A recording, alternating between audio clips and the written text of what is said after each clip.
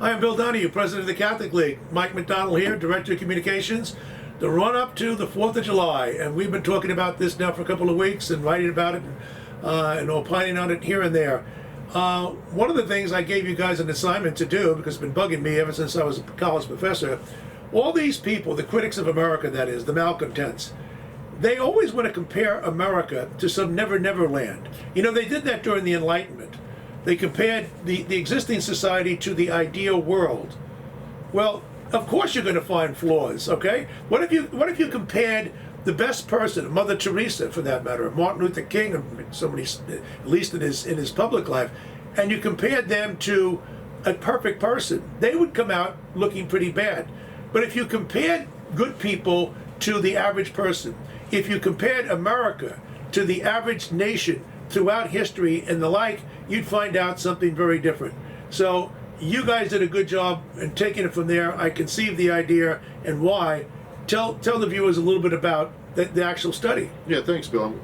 This was actually a really fun project to work on because, like you're saying, it's all this sort of utopian nonsense.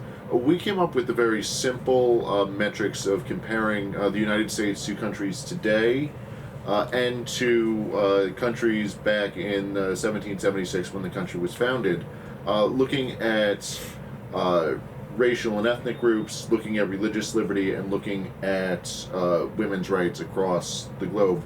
And, you know, the United States is not perfect, especially in 1776. There were some problems. There was slavery.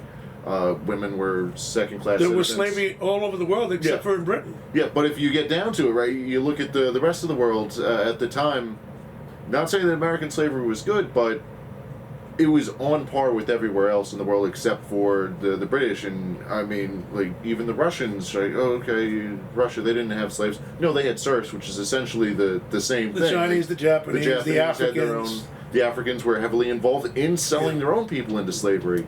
And so this was just, you know, looking back at the time and how far everything has come in the last 250 years, I think that's probably the most shocking section, is you look at the United States, progress on all three counts.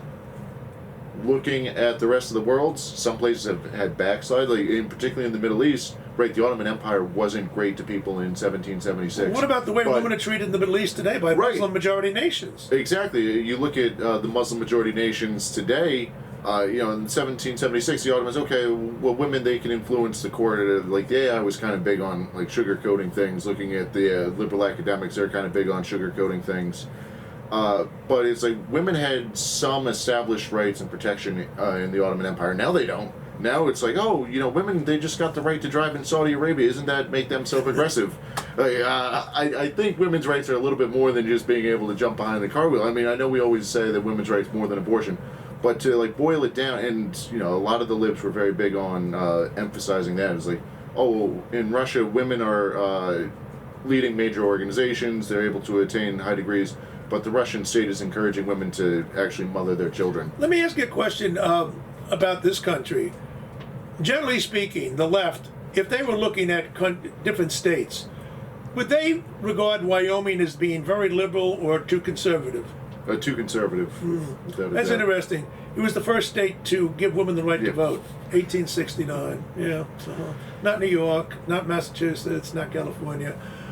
Look, when you look at this country, historically, where we were 1776 to where we are in 2026, on all of these metrics, when you look at us cross-culturally today, compared to Africa, Latin America, the Middle East, Asia, Russia, Europe, all over the world, dealing with women, minority rights, and the like, we come out on top.